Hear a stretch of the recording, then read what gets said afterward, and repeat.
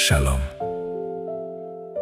Pernahkah kamu bertanya-tanya, mengapa sebagian orang hidup dengan rezeki yang terus bertambah, sementara yang lain sering merasa kekurangan dan kesulitan memenuhi kebutuhannya?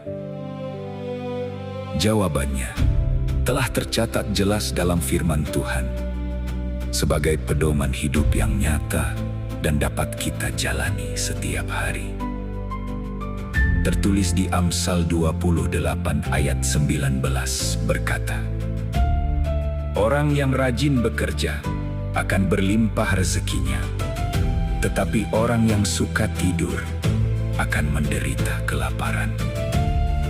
Ayat ini mengajarkan kita bahwa keberkahan tidak datang secara tiba-tiba atau hanya dengan berharap semata. Kesuksesan adalah buah dari kerja keras yang dilakukan secara konsisten, dengan hati yang setia dan penuh tanggung jawab.